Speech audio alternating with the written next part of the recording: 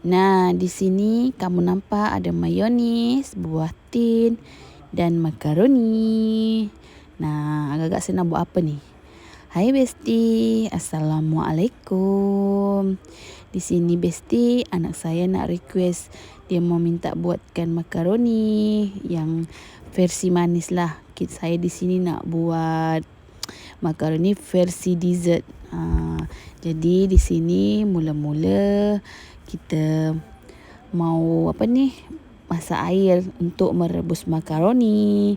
Takkanlah kita nak makan makaroni tu keras-keras kan. Jadi kita masak dulu untuk rebus makaroni.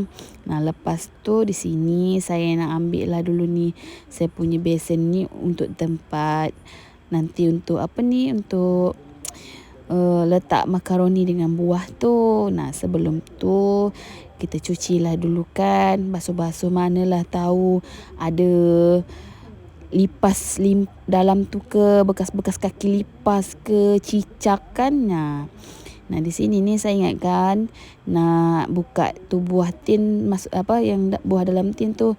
Saya pergi pula mengemas rak piring tu. Nah, di sini kita basuh dulu yang ini, baru kita cuci ni tin-tin ni, baru kita buka buah tu, kita letak dalam besen tu. Di sini saya buang airnya Besti sebab manis. Saya tak suka sangat manis. Jadi di sini saya hanya ambil dia punya buah sajalah. Yang airnya memang saya buang lah. Nah, di sini ada 2 tin yang buah campur-campur ni. Satu tu nanas, yang 2 tu buah laici. Tapi di sini saya buat makaroni tu 2 bungkus. Yang satu bungkus tu tidak ada letak apa-apa lah. Maksudnya tu tidak ada letak buah saja.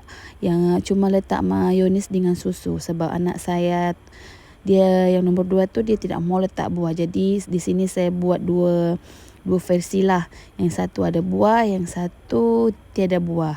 Sebab dia memang tak makan buahnya, dia hanya makan makaroni saja. Selalunya kalau saya buat tu, dia akan pilih-pilih makaroninya saja. Nah, masa saya pergi belanja tu, dia sudah cakap lah sama saya. Dia cakap, "Mama buatkanlah saya yang tak ada buahnya." Nah, itulah di sini saya mau buat yang untuk dia dengan untuk kami lah. Nah, di sini air tu dah mulai panas, baru saya masukkan makaroni. Nah, di sini sudah pun siap. Nah, saya bagi 2 ini makaroni. Yang satu untuk anak saya yang nombor 2 tu, yang satu tu yang banyak tu untuk kami. Nah, di sini saya mau letak mayonis tapi saya tengok macam kurang.